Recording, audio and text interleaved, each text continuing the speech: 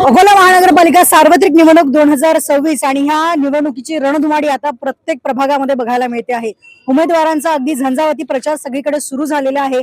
अशातच सध्या आम्ही आलेलो आहे प्रभाग क्रमांक 12 मध्ये आणि या ठिकाणी भारतीय जनता पक्षाचे अधिकृत उमेदवार अजयजी शर्मा या ठिकाणी उपस्थित आहेत। सर काय सांगाल या प्रभागाविषयी? आता जर निवडून आला तर या प्रभागासाठी काय नवीन करायची तुमची इच्छा आहे? मैडम, आपके चैनल के माध्यम से मैं सबसे पहले तो एक ये कहना चाहूँगा कि जो 2012 से जिनको यहाँ लीज पट्टा नहीं मिला है, जो मालकी हक नहीं है किसी के पास में, अभी भारतीय जनता पार्टी और भाजपा राष्ट्रवादी की युति ने जो जीआर निकाला है चंद्र बावनकुळे साहब ने, वो जीआर के आधार पर इस जगह के जितने भी मालकी हक है उनका सर्वे करा के उनको मालकी दिया जाएगा।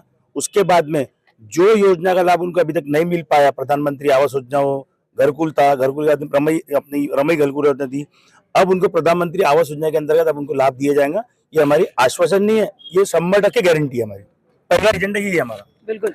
यहाँ पर सध्या आमच्यासोबत उपस्थित आहेत मदन भरगडजी, जे राष्ट्रवादी अजित पवार गटाच्या वतीने सुद्धा या ठिकाणी अधिकृत उमेदवार त्यांच्या सुविद्य पत्नी आहेत। सर, प्रचारामध्ये ताईंपेक्षा जास्त तुमचा सध्या प्रचार चाललेला आहे, तुम्ही प्रचारामध्ये फिरताय, असं का बरं? नाही, ताई प्रत्येक ठिकाणी असते, ते फिरतात आणि मी तर समजा माझी महापौर आलेलोच आहे। आणि दुसरा यांनी जे सांगितलं ना आता अजयनी, मी इथे आता फिरलो आहे आणि मी या एरियासाठी जे नवीन मुलं असेल त्यांच्यासाठी मी नवीन असेल, पण तुम्हाला एक माहिती देतो, रमेशजी बजाज होते 15-20 वर्ष आधी इथले नगरसेवक। ही वस्ती वसवण्यामध्ये जेव्हा महसूल मंत्री होते अझर हुसेन साहेब, त्यावेळेस आम्ही मेहनत केलेली आहे। दलित बस्तीचा दर्जा या बस्तीला आम्ही मिळवून दिला होता। पूर्ण इलेक्ट्रिक पोल मी स्वतः फिरून त्यांच्या इलेक्ट्रिक पोलसाठी मी मेहनत केलेली आहे। आता मी आज इथे जे चक्कर पूर्ण मारली तर मला असं लक्षात आलं की सर्वात पहिले या लोकांना जर न्याय द्यायचा असले तर यांचा जो जमीन आहे ते या लोकांच्या नावावर झाली पाहिजे। हा, कारण कसं आहे की यांचा इमला मालक म्हणून हे लोक आहेत सर्व, आणि जमीन नसल्यामुळे लोनची अडचण या लोकांना येते आणि व्यवसाय करता येत नाही। म्हणून आम्ही तुम्हाला प्रॉमिस करतो की आम्ही खूप मेहनत करणार आणि घरचा पट्टा या लोकांना, जमीन या लोकांच्या नावानं करून देणारच, हे नक्की आहे। तुम्ही माजी महापौर म्हणून सुद्धा काम केलेलं आहे, सभागृहामध्ये तुम्ही प्रश्न मांडलेले आहेत। अशातच आता जेव्हा 4 वर्ष पूर्णपणे सभा डिझॉल्व्ह झालेली होती, या काळामध्ये प्रभागाने ज्या काही समस्यांना फेस केलेल्या आहेत त्या सॉल्व्ह करण्यासाठी आता निवडून आलात तर काय काय नवीन योजना करणार आहात? बघा, हे तर मी तुम्हाला सांगतो की एकतर हा जो प्रभाग क्रमांक 12 आहे ना, याच्यामध्ये समजा आता अनिकट असेल किंवा आंबेडकर नगर असेल, खूप जास्त एरिया आहे ही सरकारी जमीनवर बसलेली आहे। तो मेन मुद्दा तो आहे माझा। दुसरा, घरकुल योजना बी आवश्यक आहे बरं। बरेचसे लोक असे आहेत की ज्यांचे घर बांधलेले नाही आहेत, त्याच्यासाठी आम्ही प्रयत्न करणार।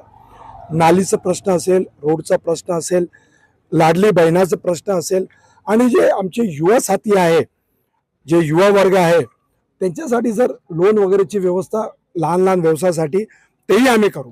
बिलकुल। या ठिकाणी कल्पनाबाई आपल्यासोबत आहेत, तर तुमच्याकडनं आम्हाला जाणून घ्यायचं आहे की महिलांच्या आर्थिक सक्षमीकरणासाठी बचत गट असतील किंवा लघु उद्योगांच्या माध्यमातून तुम्ही काय नवीन योजना करायचं ठरवलेलं आहे जर निवडून आलात तर? भारतीय जनता पार्टी नेहमी महिलांच्या सक्षमीकरणासाठी काम करत असते, नवीन योजना आणत असते, जशी लाडली बहीण योजना आहे आणि परत काही नवीन योजना येतील। आम्ही महिलांच्या सक्षमीकरणासाठी नेहमी त्यांच्या पाठीशी उभे राहू आणि नवीन योजनांचा त्यांच्यासाठी लाभ घेत राहू आणि जे काही आहे उद्योग वगैरे त्याच्यासाठी पण प्रयत्न करत राहू। तर हे होते प्रभाग क्रमांक 12 चे भारतीय जनता पक्षाचे अधिकृत उमेदवार आणि त्यासोबतच राष्ट्रवादी काँग्रेस अजित पवार गटाचे सुद्धा उमेदवार। सध्या सगळीकडे हा झंझावात जरी सुरू असला तरी या सभागृहामध्ये कोण पोहोचणार आणि महापौर पदाची माळ कुणाच्या गळ्यात पडणार हे आता बघण्यासारखं असणार आहे। तेव्हा अधिक माहिती आणि ताज्या घडामोडींसाठी बघत राहा जनस्वातंत्र्य न्यूज। थँक्यू।